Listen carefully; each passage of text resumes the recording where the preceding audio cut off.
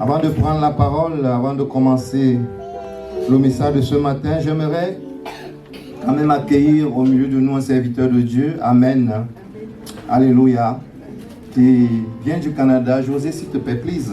Est-ce que tu peux donner une ou deux paroles au peuple de Dieu?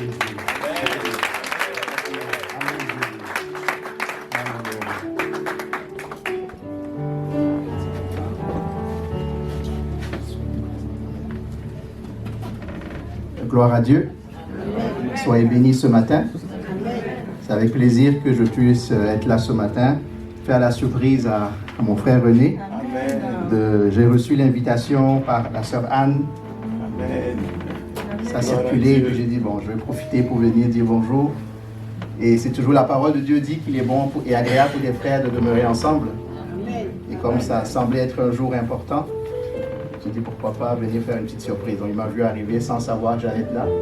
Donc je voudrais vous saluer tous au nom du Seigneur et rappeler que partout où on est, j'entendais des témoignages en malgache et tout, de se rappeler que notre Dieu n'est pas limité par des frontières et par des origines. Amen. Quand on a pris l'avion en quittant nos pays, Dieu n'a pas changé. Amen. Donc quand on va au Canada, c'est aussi le même Dieu qui est là-bas. Et on peut prendre la communion ensemble. Je voudrais juste rappeler une dernière parole que je voulais lire ce matin, si vous permettez. Et je ne vais pas prêcher, je promets, c'est son temps à lui. Dans Éphésiens au chapitre 2, on est en action de grâce. C'est les versets 11 à 14, à 13. C'est très court. Et j'aimerais qu'on prenne quelques instants. Si vous professez Christ dans la salle, rappelez-vous ce que vous étiez avant de connaître Christ. On a tous des raisons de rendre gloire à Dieu. Même si ce n'est pas un grand miracle, la Bible dit que le plus grand miracle, c'est d'avoir eu notre cœur changé pour regarder à Dieu. Donc je vais lire. Rappelez-vous quelle était votre situation autrefois. Ah, je vois qu'il y en a qui tournent encore les pages. Donc... Ah, ok. Parfait, si c'est affiché, je ne sais pas. Il dit, en ce temps-là, vous étiez sans Messie. Vous n'aviez pas le droit de faire partie du peuple d'Israël. Vous étiez étrangers aux alliances conclues par Dieu pour garantir sa promesse, sans espérance et sans Dieu dans le monde. Et maintenant, par votre union avec Jésus-Christ, vous qui autrefois étiez loin, vous êtes devenus proches grâce au sacrifice de Christ. Amen. Nous étions sans Messie, pleins de petits dieux, mais pas de Messie. Nous étions riches, de plein de richesses, mais pas des promesses de Dieu. Mais par la foi, par le sang de Jésus-Christ, nous avons accès à ce qui est encore plus grand. Amen. Donc je voulais vous bénir, que le Seigneur soit glorifié, et c'est un plaisir d'être au milieu de vous. Merci, René. Amen. Merci, José. Merci d'être venu. Alléluia. Le Seigneur nous a dit, cette maison est une maison de prière. Amen. Pour tous les peuples et pour toutes les nations. Alléluia. Donc, je disais tout à l'heure que dans le livre d'Exode, au chapitre 3, il est écrit, au Exode chapitre 3, oui, à partir du verset 13, il est écrit, Moïse dit à Dieu, j'irai donc vers les enfants d'Israël et je leur dirai, le Dieu de vos pères m'envoie vers vous. Mais s'ils me demandent quel est son nom, que leur répondrai-je? Dieu dit à Moïse, je suis celui qui suis. Je suis celui qui suis. Et il ajouta, c'est ainsi que tu répondras aux enfants d'Israël. Celui qui s'appelle je suis m'a envoyé vers vous. Dieu dit encore à Moïse, tu parleras ainsi aux enfants d'Israël. L'Éternel, le Dieu de vos pères, Dieu d'Abraham, le Dieu d'Isaac, le Dieu d'Israël, m'envoie vers vous. Voilà mon nom. Voilà mon nom. Voilà mon nom. Voilà mon nom. Voilà mon nom. Pour l'éternité, voilà mon nom de génération en génération. Amen. Alléluia. Voilà mon nom pour l'éternité. Voilà mon nom de génération en génération. Bien-aimé, Dieu avait vu la souffrance de son peuple en Égypte. Dieu avait vu la souffrance de son peuple en Égypte.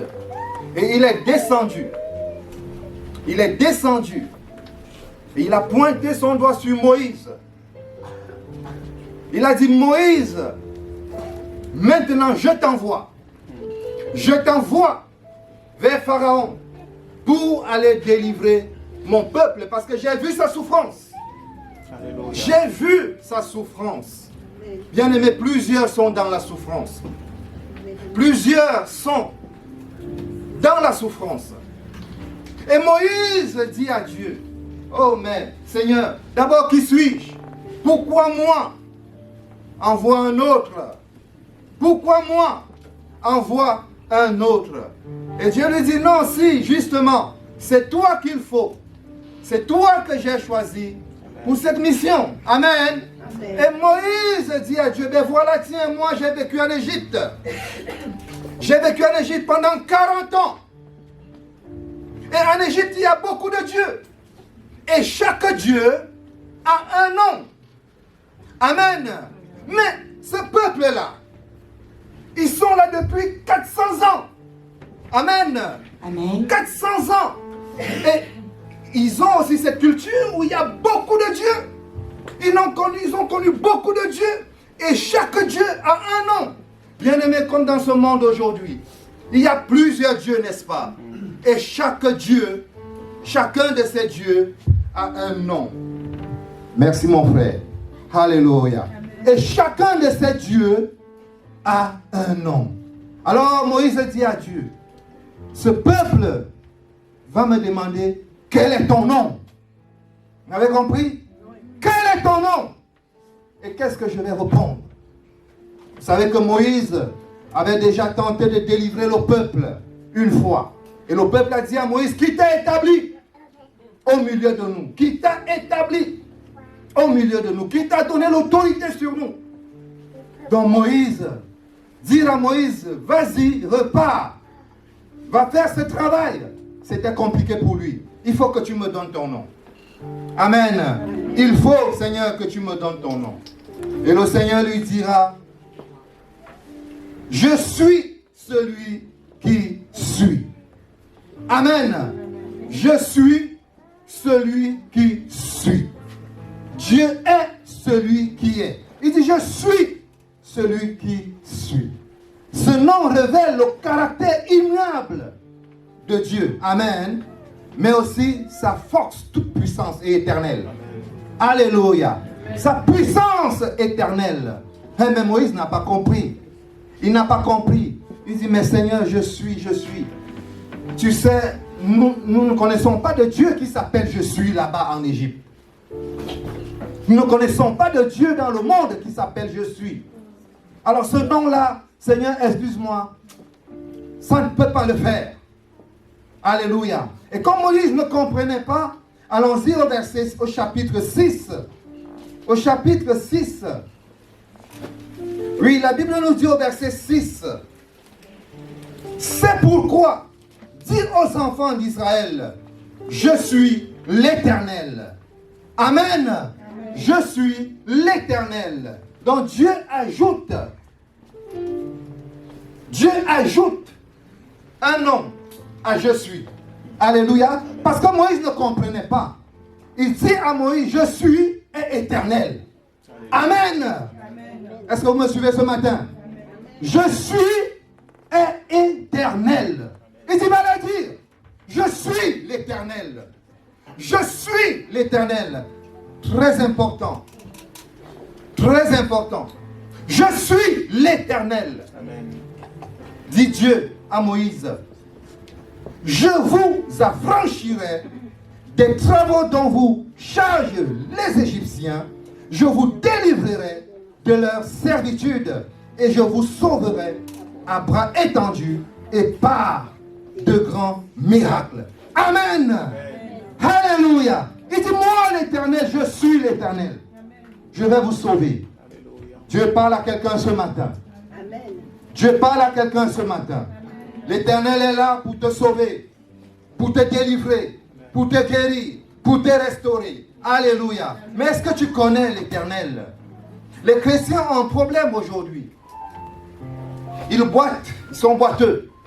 Ils sont boiteux et ils boitent entre le monde dans lequel ils vivaient avant. Alléluia, qui est la représentation de l'Égypte ici. Le peuple avait longtemps vécu en Égypte. Et l'Éternel. Ils ont un problème. Le peuple de Dieu a un problème. Aujourd'hui, nous le vérifions. Alléluia. Et c'est Christ.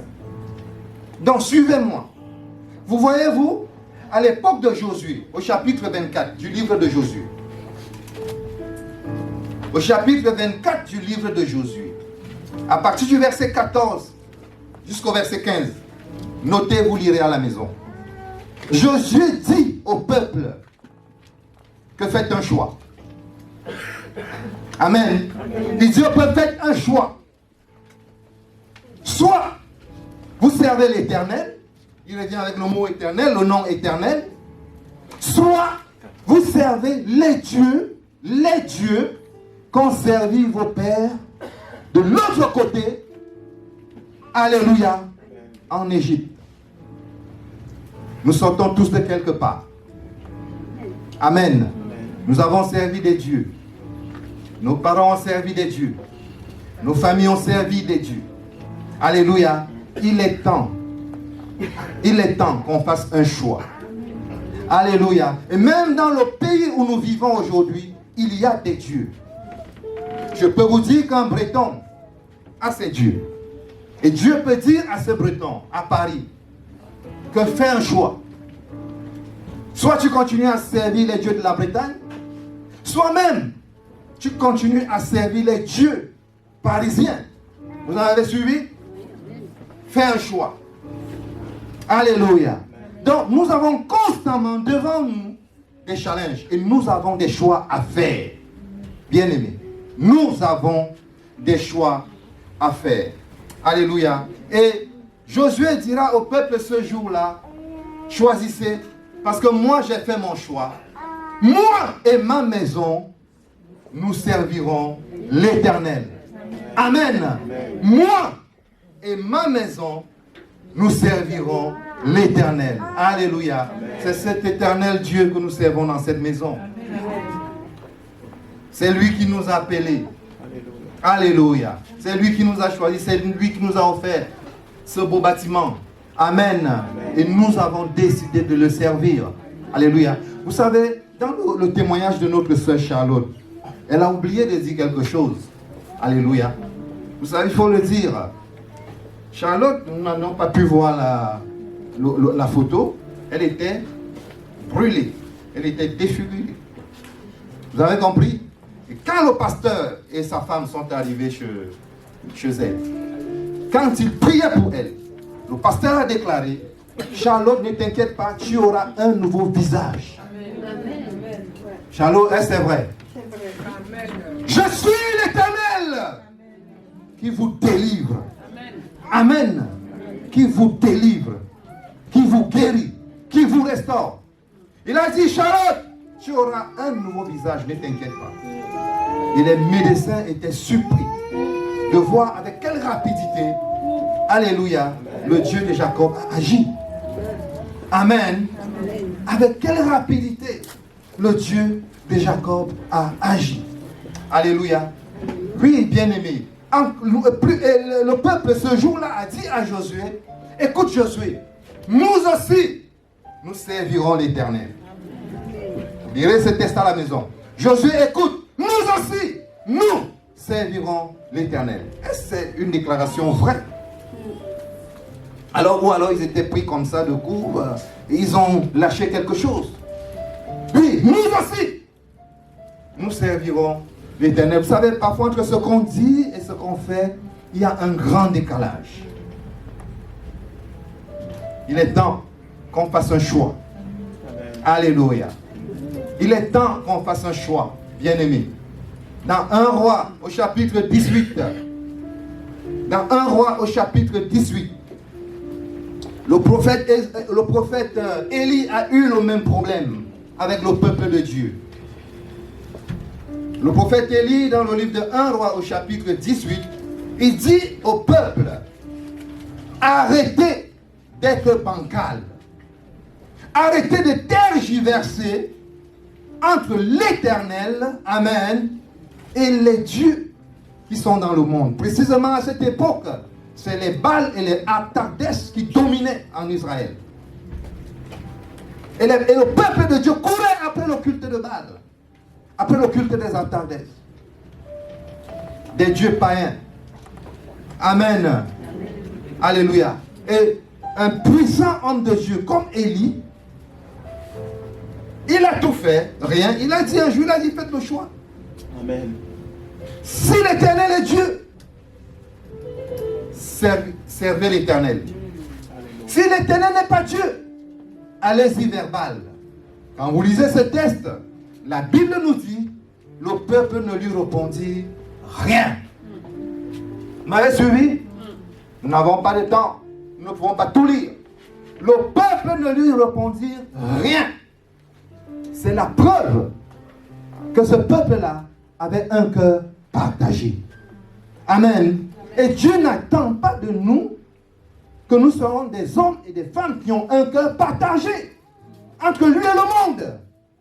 Amen. Il veut que tu sois engagé. Alléluia. N'a-t-il pas dit que celui qui met la main à la charrue et qui regarde en arrière n'est pas digne? N'est pas digne. Nous devons rappeler ces choses au peuple de Dieu. Nous devons rester dans l'eau pure. Alléluia. Dans l'évangile qui est la vérité. Arrêtons de raconter les histoires aux gens. S'il faut rappeler tous les jours aux chrétiens que c'est l'Éternel qui est Dieu, il faut le faire. Et que faites un choix. Faites un choix. Amen. Et ce jour-là, il a fallu que Élie prie. Il a fallu que Élie prie, vu que le peuple ne lui répondait rien. Il a fallu qu'Élie prie et que le feu descende du ciel. Pour que le peuple dise, ah, c'est l'Éternel qui est Dieu. Mais bien aimé, est-ce que Dieu fera toujours descendre le feu du ciel? Est-ce que Dieu fera toujours descendre le feu du ciel pour nous prouver, pour nous convaincre que c'est lui qui est Dieu? C'est lui l'Éternel. Amen. Tiens, Dieu décide de changer le plan. Il dit, ok, je vais changer de plan. Je vous raconte une histoire que vous connaissez très bien, même sans lire ma Bible. Alléluia. Je vais changer de plan. Allons-y dans Ésaïe, dans le livre d'Ésaïe. 7. Nous allons lire le verset 14.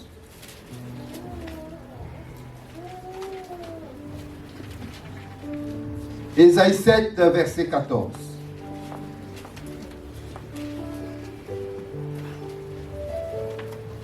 Il est écrit, c'est pourquoi. C'est pourquoi. Le Seigneur lui-même vous donnera un signe. Voici la Vierge deviendra enceinte. Elle enfantera un fils et elle lui donnera le nom d'Emmanuel. Amen. Amen. La Vierge deviendra enceinte. Elle enfantera un fils et elle lui donnera le nom d'Emmanuel. Amen. Alors cette prophétie est tombée sur qui? Alléluia. Qui a été la Vierge? Vous savez, quand Dieu a dit, est-ce que dans Ésaïe nous avons lu le nom de Marie? Non. Nous n'avons pas lu le nom de Marie, n'est-ce pas? Ça veut dire quoi? L'homme de Dieu a prophétisé de la part de l'Éternel. Il n'a pas donné de nom. Et qu'est-ce qui s'est passé? Dieu a mis ses radars en marche. Vous m'avez compris? Alors, qui sera cette Vierge? Qui va payer? Qui va gagner le trophée? Alléluia. C'est Dieu seul qui avait le secret. Ésaïe n'avait pas le secret.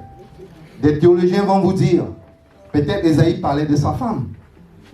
Si Ésaïe parlait de sa femme, elle n'était plus vierge, elle était mariée, n'est-ce pas? Si Ésaïe parlait de sa femme, elle avait déjà accouché. Elle n'était plus vierge. Et elle n'a jamais accouché un enfant qui s'appelle Emmanuel. Vous m'avez compris? Dieu a mis ses radars. La bénédiction, c'est pour vous, mes bien-aimés. Alléluia. La bénédiction, c'est pour vous. Nous sommes souvent des serviteurs inutiles. J'ai parcouru des pays. J'ai vu Dieu bénir les hommes. J'ai vu Dieu bénir les femmes. Et parfois, je me suis dit, mais Seigneur, moi j'ai tel problème, moi j'ai tel besoin. Alléluia. La bénédiction, c'est pour vous. Mais qui est prêt? Qui est prêt à recevoir la bénédiction de Dieu? Il y avait plusieurs jeunes filles en Israël. Il y avait plusieurs vierges en Israël. Alléluia. Mais les radars de l'Éternel se sont arrêtés sur qui? Sur Marie. Amen. Nous allons dans le livre de Matthieu. Nous courons après le temps. Je vais essayer d'aller vite. Nous allons dans le livre de Matthieu au chapitre 1. Matthieu chapitre 1. La Bible nous dit,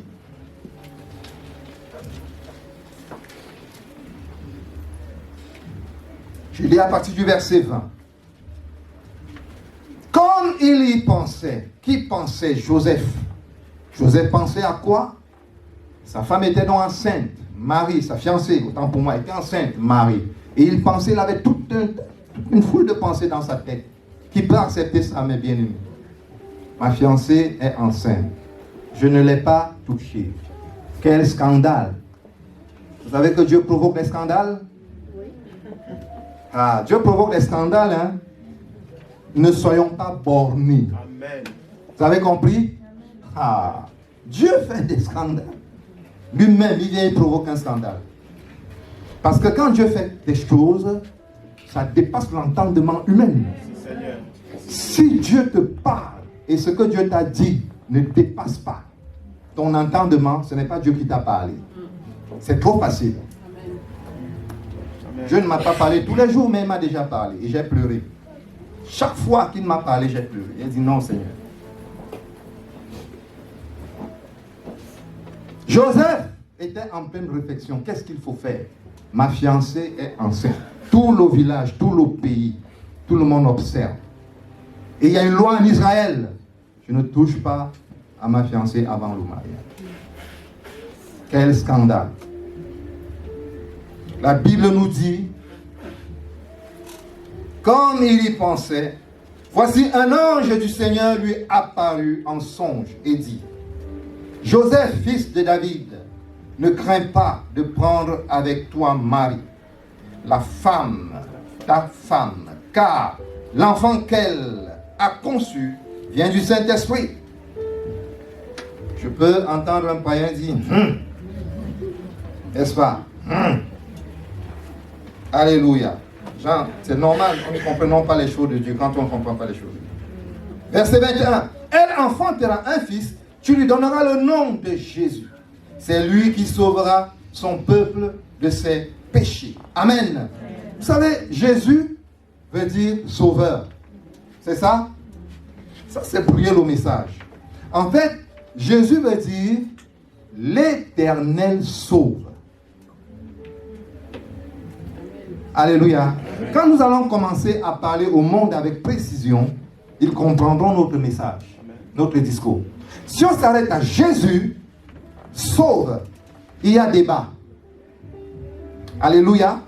Mais si tu commences à expliquer à quelqu'un qu'en fait, Jésus, ce nom veut dire l'Éternel d'abord. Alléluia. L'Éternel sauve. Alors le débat est clos. Parce que soit on est athée, soit on croit. L'Éternel sauve. Et Dieu a dit, l'Éternel est mon nom. De génération en génération. Amen. L'Éternel est mon nom. Pour l'éternité. Donc Jésus veut dire, l'Éternel sauve. Alléluia. Et ensuite, au verset 22, tout cela arriva afin que s'accomplisse ce que le Seigneur avait annoncé par le prophète. Tout cela arriva afin que s'accomplisse ce que le Seigneur avait annoncé par le prophète. Voici la Vierge sera enceinte, elle enfantera un fils et lui donnera le nom d'Emmanuel. Amen. Alors Emmanuel, ce qui signifie Dieu avec nous, n'est-ce pas? Mais Emmanuel signifie l'Éternel est avec nous. Dieu, Dieu, Dieu. Tout le monde dit Dieu. N'est-ce pas? Tout le monde dit Dieu. Mais l'Éternel, alléluia, ça devient très paternel. Amen. L'Éternel, l'Éternel est avec nous. Je vais aller très vite. Il ne faut pas traîner le temps. Merci, pasteur. Alléluia. Vous savez, c'est un homme rigoureux et strict. Hein? Alléluia. Donc il faut... Amen. Alléluia. Que Dieu vous bénisse. Alors en fait, pourquoi Jésus est venu? Si je peux chuter par là. Pourquoi il est venu au milieu de nous? Pourquoi l'Éternel est descendu? Pourquoi il est là? Je vais vous donner 3 raisons. Il y a plusieurs raisons que nous pouvons citer, plusieurs. Je vais vous donner 3 raisons pour lesquelles l'Éternel, jusque-là je n'ai pas touché à mes notes, mais je crois que là, il faut quand même que je jette un coup d'œil, n'est-ce pas? Alléluia. Premièrement, ce que je vous dis ce matin, peut-être à ceux qui ne comprennent pas ce qui se passe, nous sommes là pour lui, Amen. Alors, l'Éternel, pourquoi Jésus est venu au milieu de nous? Pourquoi Jésus est descendu? Premièrement, parce qu'il est le maître parfait. Amen. Jésus est le maître parfait. Vous aurez plusieurs maîtres. Vous avez plusieurs maîtres. Mais Jésus est le maître parfait. Alléluia. C'est pourquoi la Bible nous dit, dans le livre d'Éphésiens, non, dans le livre des Philippiens, je crois. Dans le livre des Philippiens, la Bible nous dit d'avoir les mêmes pensées, Philippiens 2, ceux qui prennent les notes, Philippiens 2, 5 à 11. Nous devons avoir les mêmes pensées qui étaient en Jésus-Christ. Alléluia. Et ça continue, vous lisez jusqu'au verset 11. Jésus-Christ est le maître parfait. Le maître parfait. Lui seul peut nous faire voir, peut nous faire comprendre comment Dieu veut que nous vivions. Amen. Il est l'exemple quand on voyait sa vie. Il est le maître parfait. Amen. Deuxièmement, Jésus-Christ est l'exemple parfait. Alléluia. car il est le modèle, alléluia, vers lequel nous devons tendre. Il nous montre comment vivre et nous donne la force. Alléluia. Amen. 1 Pierre 2, 21. Pour ceux qui prennent les notes, 1 Pierre 2, 21, Jésus-Christ est l'exemple parfait. Amen. Il est venu nous montrer par sa vie l'exemple à suivre. Alléluia. Troisièmement, vous savez, pour nos péchés, il fallait que quelqu'un meure, n'est-ce pas? Il fallait que quelqu'un meure à ta place pour tes péchés. Amen. Et la Bible nous dit qu'il fallait un mâle sans défaut. Jésus-Christ est sans défaut. Alléluia. Donc il était le sacrifice parfait. Alléluia. Un sacrifice que c'est le seul sacrifice que Dieu pouvait agréer. Amen. Amen. Et Jésus est mort à la croix. Vous pouvez noter, pour il est le sacrifice parfait. Colossiens 1, verset 15 à 23. Alléluia. Bien-aimés, c'est ce Jésus que nous prêchons dans cette maison. Alléluia. C'est ce Jésus que nous prêchons dans cette église. Il nous a dit, alléluia, si je peux lire cette prophétie dans Ésaïe 42, dans Ésaïe 42, et puis j'ai terminé.